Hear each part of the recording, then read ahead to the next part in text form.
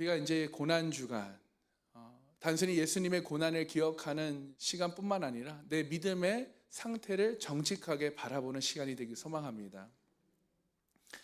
나는 지금 믿음 가운데 서 있는가? 어떤 믿음 가운데 서 있는가? 아니면 흔들리고 있는가? 이것을 점검하는 시간이 반드시 꼭 되기를 소망합니다. 여러분, 우리가 신앙생활을 하다 보면 우리는 두 가지의 경험을 합니다. 우리가 신앙생활 하다가 잘할 때도 있고요, 못하고 무너지고 흔들릴 때가 있어요. 기도가 잘 되고 믿음도 뜨거운 것 같고 은혜도 받고 결단도 하고, 그 결단이 분명할 때 의지가 불타오를 때가 있지요. 반면에 어느 순간 그 모든 것이 언제였는지 가물가물한 참 그런 순간, 넘어지고 흔들리고 무너지는 그런 순간들이 있습니다. 근데 여러분, 보통 우리가 무너질 때, 좋을 때는요, 모든 것이 은혜, 모든 것이 감사, 모든 것이 기뻐요. 그런데 무너지고 흔들릴 때는 왜 이럴까? 왜 나는 안 되는 사람인가? 자책하고 정죄하고 나는 믿음이 없는가? 라는 의심을 품고 그런 시간들을 보낼 때가, 의심의 질문들이 있을 때가 있습니다. 저 또한 그런 시간이 꽤 있었어요. 대학원을, 이 신학을 공부하면서도 흔들린 적이 있어요. 여러분, 오늘 본문은 바로 어떻게 보면 그런 순간을 보여주는 장면이지요. 가장 예수님께 가까웠던 제자였던 사람, 누구보다 뜨거웠고 누구보다 자신 있었고 나는 절대 주님을 버리지 않겠습니다 라고 말했던 사람 베드로가 나는 그 사람을 모른다 라고 3번 부인하는 내용입니다. 이 장면은 여러분 단순한 실패 이야기가 아닙니다. 이 장면은 저와 여러분에게 묻고 있어요. 이 질문입니다. 나의 믿음은 시험 앞에서 얼마나 견고한가? 여러분은 그 시험과 유혹 앞에서 얼마나 내 믿음이 견고하십니까? 특별히 우리 남성분들, 그 유혹 앞에서 나의 믿음은 얼마나 견고하십니까? 참, 매 순간 무너지는, 어떻게 보면 너덜너덜한 믿음 같죠. 우리는 대부분 결단은 했지만 끝까지 가지 못하는 모습을 보고 살았어요. 주님을 사랑한다 하지만 넘어지는 우리의 모습, 하나님을 믿지만 무너지는 우리의 모습, 얼마나 많이 보았습니까? 근데 오늘 말씀은 동시에 우리에게 놀라운 소망을 줘요. 어떤 소망이냐? 무너진 믿음도 끝이 아니다는 거예요. 오늘 말씀을 통해 무너진 자리에서도 다시 일어나는 그 믿음을 회복하는 은혜의 시간이 되기를 주님의 이름으로 축원합니다. 자, 그래서 무너진 믿음, 그러나 끝이 아닙니다. 우리 첫 번째 대제 함께 읽어볼까요? 기도 없는 믿음은 시험 앞에서 무너집니다. 아멘. 자, 베드로가 부인하여, 68절 보세요. 베드로가 부인하여 이르되 나는 정말 너가 말하는 것이 지금 내가 무엇인지도 알지도 못하고 깨닫지도 못한다. 그리고 앞들로 가요. 자, 여러분, 어서 많이 들어보시지 않았어요? 뭐 남편하고 아내랑 뭔가 얘기할 때 뭘 이렇게 말하다가 괜히 무슨 말인지 모르겠어. 답답해. 막 이러면서 막 대화를 피하는 경우 있죠. 저만 종종 겪나 봐요. 감사해요.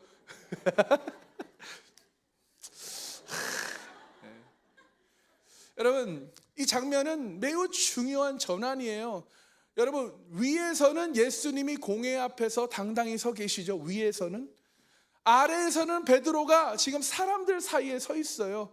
같은 시간 같은 사건입니다. 그런데 완전히 다른 모습이 나타나요. 66절에 보면요, 아랫뜰에 있다라고 지금 기록하고 있습니다. 여러분, 지금 베드로는 위에가 아니라 아랫뜰에 있다라는 것이에요. 단순한 위치가 아니라 이것은 영적인 상태를 우리에게 말해주고 있습니다. 예수님은 하나님 앞에 서 계시고 베드로는 사람들 사이에 있는 것이죠. 아랫뜰에서 베드로는 무엇을 하고 있습니까? 67절을 보면 베드로는 지금 불을 쬐고 있어요. 예수님은 재판을 받고 계시는데요.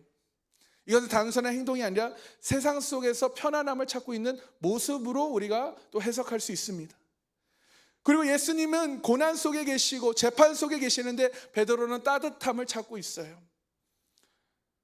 이것이 믿음이 무너질 때 나타나는 특징이라는 것입니다. 하나님보다 편안함을 선택한다는 거예요. 언제요? 내 믿음이 무너졌을 때. 하나님보다 세상의 것을 선택한다는 거예요. 하나님의 가치가 아니라 세상의 가치를, 하나님의 소망을 두는 것이 아니라 세상의 소망을 둬요. 보이지 않는 비트코인을 보며, 주식을 보며. 여러분, 편안함을 선택할 때 67절에 어떤 질문이 그 베드로에게 들어옵니까? 너도 나세렛 예수와 함께 있었지 않냐? 있었다라고 얘기해요. 있었도다라고 합니다. 이것은 여러분 단순한 질문이 아니라 정체성을 묻는 질문이에요. 너는 누구야? 너도 예수의 사람 아니야? 라는 것이죠. 그 질문에 베드로는 대답합니다. 아니야. 너가 무엇을 말하는지 나는 모르겠어. 깨닫지도 못하겠고 나는 도무지 모르겠다. 단순한 회피가 아니라 어떻게 보면 주님과의 관계를 끊어버리는 것이죠. 예수님과 자신을 완전히 분리시키는 고백과 같은 거예요. 여러분, 조금 전까지만 해도 베드로는 뭐라고 고백했습니까? 나는 절대 주님을 부인하지 않겠습니다. 버리지 않겠습니다. 모두가 버릴지라도 나는 버리지 않겠습니다, 주님. 말했던 사람이 지금은 나는 그 사람을 모른다라고 말해요. 이것은 순간적인 감정일 수도 있지만 이거는 믿음이 무너진 모습이라는 것입니다. 자신의 정체성을 부인한 것이에요. 여러분, 이 장면은 우연이 아닙니다. 이미 그 전부터 베드로의 믿음이 무너지고 있었어요. 어디에서부터 무너졌습니까? 네, 겟세마나에서 무너졌습니다. 기도의 자리에서 무너졌어요. 예수님은 분명하게 말씀하셨습니다. 시험에 들지 않게 깨어 기도하라. 말씀하셨어요. 시험에 들지 않게 깨어 기도하라. 그런데 베드로가 기도하지 않아요. 잠들었습니다. 그 결과 기도 없는 상태로 그 시험을 맞이하게 되죠. 그렇습니다, 여러분. 기도 없이 시험을 맞으면, 당하면 반드시 무너집니다. 그리고 그 믿음은 결심으로 유지되지 않아요. 오직 말씀과 기도로 우리의 믿음이 유지되는 줄 깨닫고 믿으시 소망합니다. 여러분, 그렇다고 말씀만 읽고 내가 하고 싶은 기도만 하라는 게 아니에요. 말씀은 무엇입니까? 하나님, 곧 하나님이셔요. 하나님과 말씀으로 교제를 하라는 거예요. 거기서 뭐라고 나에게 말씀하시는지를 우리가 찾아내야 되는 거예요. 그 뜻을 헤아려야 되는 거예요. 큐티를 하는 게 목적이 아니라 그 큐티 내용에서 나에게 뭐라고 말씀하시는지 그 레마를 찾는 것입니다. 그래서 그걸 가지고 기도를 하는 거예요. 주님, 내가 이렇게 했군요. 이렇게 생각했고 이렇게 살았군요. 하나님의 뜻이 이거군요. 하나님의 뜻대로 내가 순종하겠습니다. 그렇게 기도하라는 거예요. 여러분, 그러므로 믿음은 사람 앞에서 시험을 받습니다. 사람들을 의식하는 믿음은 여러분 반드시 무너져요. 하나님보다 사람을 더 의식하면 반드시 타협하게 되고 반드시 흔들리게 됩니다. 사랑하는 성도 여러분, 우리도 베드로와 다르지 않습니다. 교회에서는 믿음이 있는 것 같아요. 찬양할 때 회개를 하고 기도할 때 결단을 하고, 그런데 현실로 돌아가면 사람 눈치를 봐요. 사람 눈치요. 분위기를 봅니다. 상황을 봅니다. 그래서 말해야 할 것을 말하지 못하고 지켜야 할 것을 지키지 못하고 믿음을 숨깁니다. 왜요? 사람이, 환경이 더 크게 보이기 때문입니다. 또 체면이. 여러분, 이스라엘 백성들이 여리고성을 무너뜨리잖아요. 하나님의 은혜로. 성벽이 무너지는 기적을 경험합니다. 백성들의 마음에는요, 아, 이제 우리는 뭐든지 할 수 있구나 라는 확신이 생겨요. 그 다음 전투가 아주 작은 성, 아이성이라는 전투가 있었어요. 정탐꾼들이 말합니다. 여기는 작은 성이니까 뭐 몇천 명 보내면 충분합니다. 여기서 중요한 장면이 나와요. 뭐냐? 하나님께 묻지 않고 기도하지 않고 그냥 올라갑니다. 왜 그럴까요? 자신감 때문이죠. 여리고성을 무너뜨렸기 때문에, 이겼기 때문에. 결과는 어떻게 됩니까? 처참한 패배가 나요. 백성들의 마음이 무너집니다. 그때 여호수아가 하나님 앞에 나가 엎드려 기도하고, 그때 하나님이 말씀해 주시죠. 내가 함께 하지 않으면 너희는 이길 수 없어. 여리고는 무너졌지만 아이성에서는 여러분 무너졌어요. 그러니까 여리고는 기도로 무너졌습니다. 그러나 아이성은 기도가 없었어요. 그래서 자신들의 그 믿음이 무너진 것이죠. 여러분, 적용 질문 드립니다. 나는 지금 기도 없이 믿음이 유지될 것이라고 여러분 생각하고 있지 않습니까? 하나님보다 내 경험과 자신감을 더 의지하고 있지 않습니까? 여러분, 기도 없이, 하나님과 관계없이 믿음이 유지될 것이라고 생각하지 않길 소망합니다. 신앙은 저절로 성장하지 않습니다. 저절로 되는 것은 없어요. 하나님보다 내 경험과 자신감을 더 의지하지 않고 오직 하나님을 우리 신뢰하고 의지하시길 소망합니다. 사랑하는 성도 여러분, 기도는 선택이 아니라 기도는 생존입니다. 기도는 신앙의 장식이 아니라 기도는 나를 무너지지 않게 하는 능력이에요. 그렇습니다. 기도하지 않으면 언젠가는 반드시 우린 또 무너져요. 그러나 기도하는 사람은 무너지지 않는 줄 믿으시기 소망합니다. 자, 두 번째, 무너진 믿음. 그러나 끝이 아닙니다. 우리 함께 읽어볼까요? 두려움은 믿음을 무너지게 합니다. 70절에서 71절 함께 읽겠습니다. 또 부인하더라. 조금의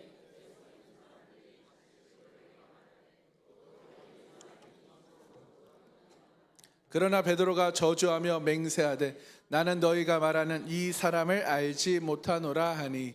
아멘. 자, 베드로는 첫 번째, 두 번째 단순히 부인하는 것 같아요. 그런데 세 번째는 어떻게 합니까? 저주하며 맹세하며 강하게 부인해요. 왜 이렇게까지 됐을까요?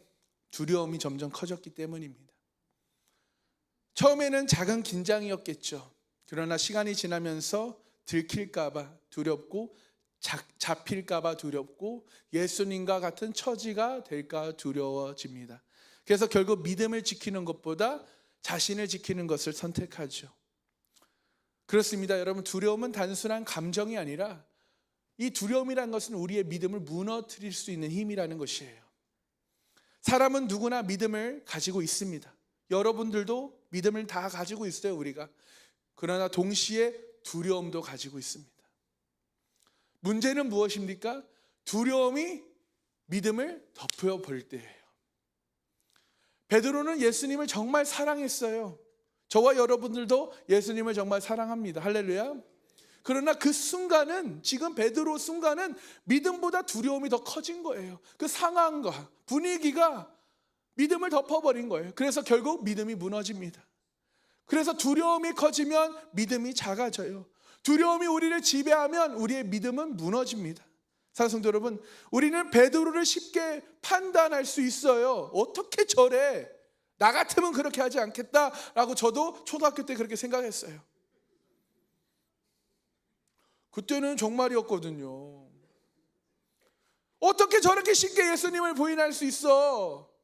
예수님의 제자인데 3년을 함께 살았는데 의리도 없고 막, 그렇죠? 사실 우리가 다르지 않아요. 어떻게 보면 우리가 베드로보다 더 심합니다. 사람 눈치가 두렵고, 손해보는 거 두렵고, 관계가 깨질까 봐 두려워서 신앙을 숨길 때, 복음을 전하지 않을 때가 있어요. 타협할 때가 있습니다.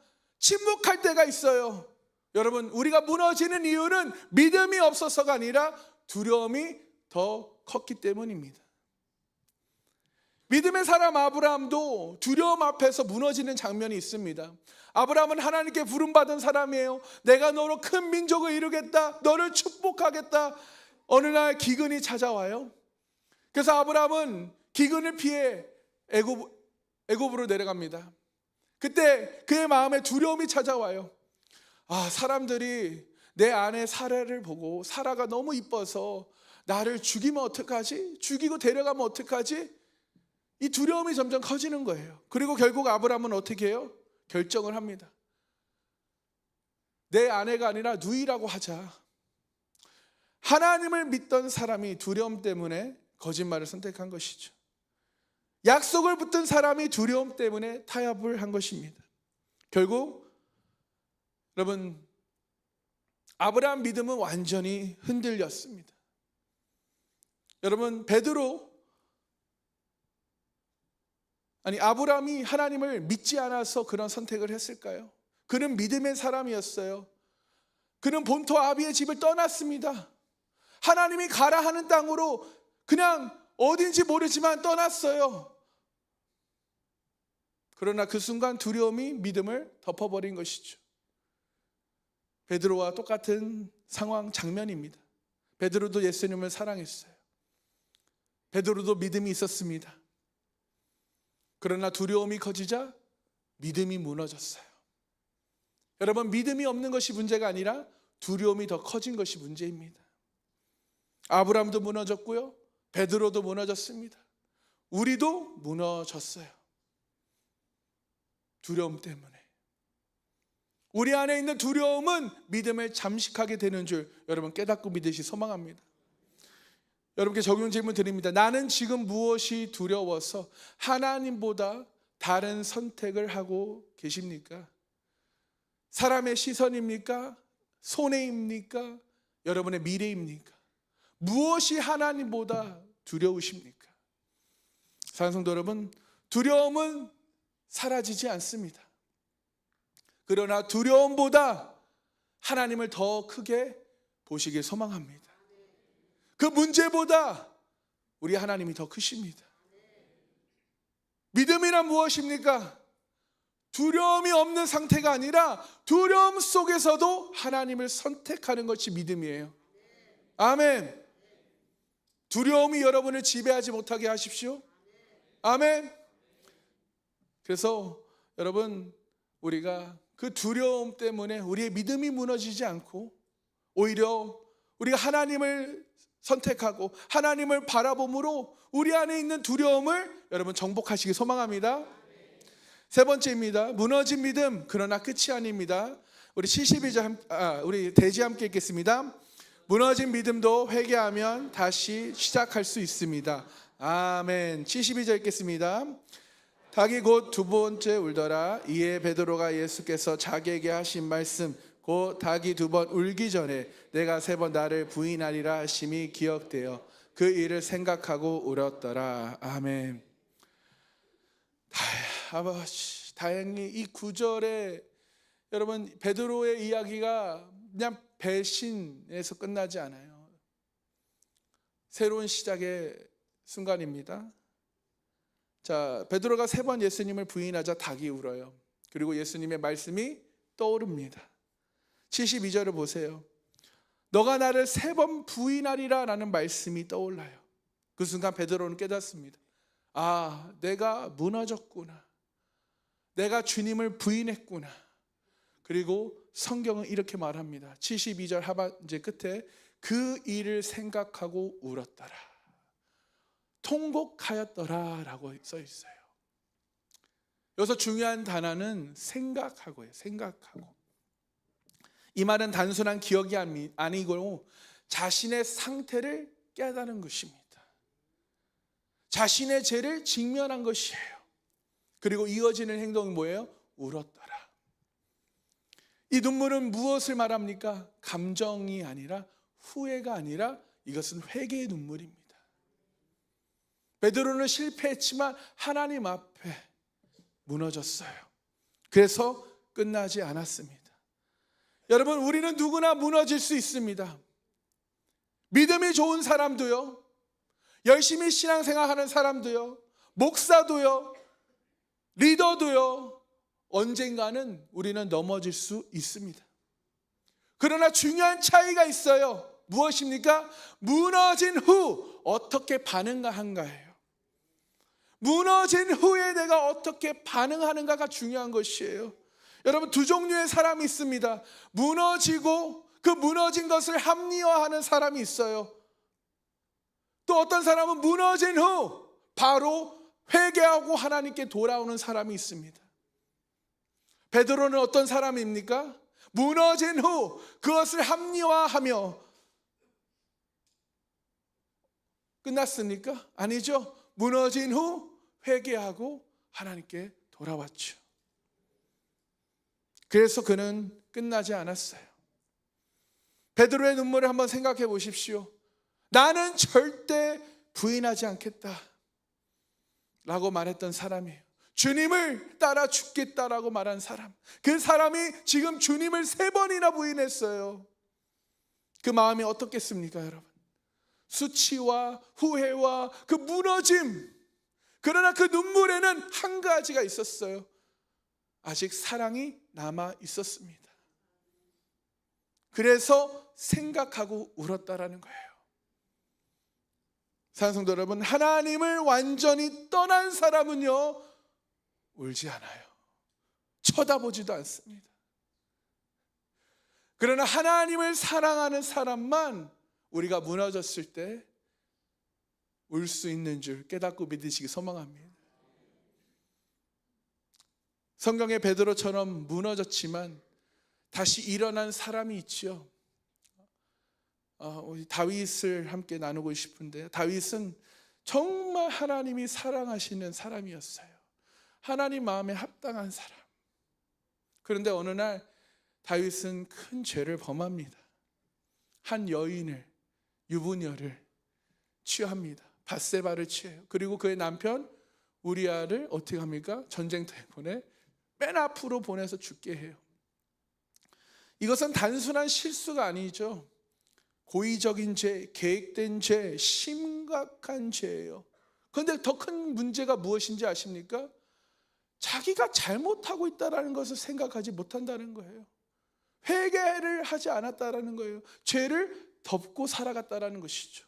그래서 하나님께서 선지자 나단을 보내십니다. 나단이 가서 하나님의 말씀을 선포하죠. 당신이 바로 그 사람입니다. 그 순간 다윗이 무너져요. 그리고 정말 통곡하며 회개합니다. 내가 여호와께 죄를 범하였구나. 그러면서 시편 51편에 이렇게 울부짖습니다. 하나님이여, 내 속에 정한 마음을 창조하소서. 다윗은 무너졌지만 회개했기 때문에 다시 회복되었습니다. 여러분, 지금 베드로도 울고 다윗도 울어요. 그리고 그렇게 하나님 앞에 회개하며 우는 이 두 사람은 다시 쓰임을 받습니다. 여러분께 적용 질문 드립니다. 나는 무너졌을 때 하나님 앞에 울고 있습니까? 아니면 합리화하고 이유를 대고 숨고 도망가고 있습니까? 여러분, 내 죄가 보일 때, 죄를 깨달을 때, 그때 빨리 회개하십시오. 그것이 하나님의 은혜입니다. 사랑하는 성도 여러분, 무너지는 것은 끝이 아니에요. 돌아오지 않는 것이 끝이에요. 회개하지 않는 것이 끝입니다. 여러분, 실패는 끝이 아닙니다. 회개하지 않는 것이 끝이에요. 하나님은 완벽한 사람을 쓰지 않으세요. 하나님은 돌아오고 회개하는 사람을 쓰시는지 믿으시 소망합니다. 여러분, 오늘 우리는 베드로의 모습을 통해서 우리 자신의 모습을 봅니다. 이거는 누구의, 베드로만의 모습이 아니라 우리의 모습이에요. 베드로는 특별한 사람이 아니에요. 우리와 똑같은 연약하고 죄인입니다. 그래서 오늘 말씀은 곧 우리에게 이야기해요. 첫 번째 세 가지를 보았죠. 첫 번째 무엇입니까? 기도 없는 믿음은 반드시 무너진다는 거예요. 기도하지 않으면요, 여러분, 언젠가 우리는 시험 앞에서 그냥 쓰러져요. 두 번째, 두려움은 믿음을 무너뜨린다는 거예요. 사람이 두려워지면 믿음은 뒤로 밀려납니다. 여러분, 하나님을 두려워하시기 소망합니다. 하나님을 의식하며 살기 바랍니다. 세 번째, 회개하는 사람은 다시 시작합니다. 할렐루야. 무너진 것이 끝이 아니에요.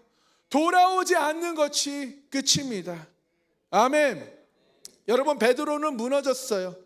그러나 끝났나요? 끝나지 않았나요? 네, 끝나지 않았습니다. 여러분, 우리는 어떻습니까? 우리도 무너집니다. 우리도 배신하고요. 근데 우리는 끝났나요? 안 끝났나요? 안 끝났다고 생각하십니까? 그것이 은혜입니다. 여러분,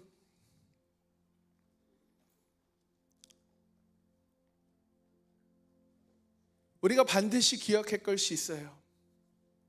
반드시 기억해야 할 것은, 여러분, 베드로나 우리나 예수님을 부인합니다.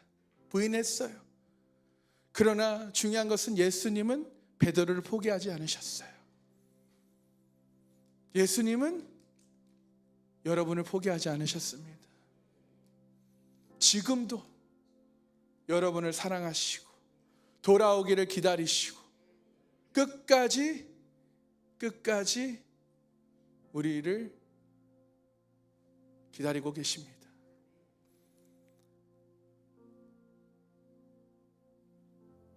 예수님은 이미 십자가를 향해 가고 계셨어요.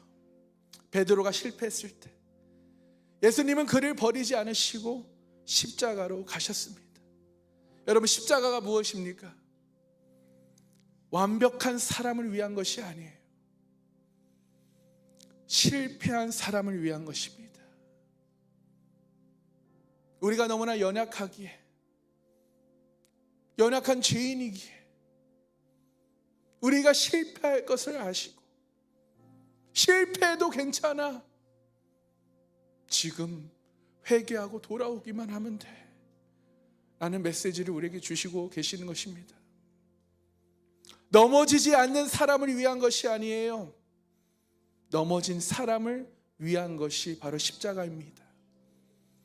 여러분, 베드로가 다시 시작할 수 있었던 이유요, 그의 눈물이 아니라 바로 예수님의 십자가 때문입니다. 우리가 다시 시작할 수 있었던 건요, 바로 십자가 때문이에요. 지금도 다시 시작할 수 있는 이유는요, 그 십자가의 사랑 때문입니다. 우리가 다시 일어날 수 있는 이유도 우리의 결단이 아니에요. 바로 십자가 때문입니다. 십자가가 있기에 우리는 다시 일어날 수 있음을 믿으시기 소망합니다.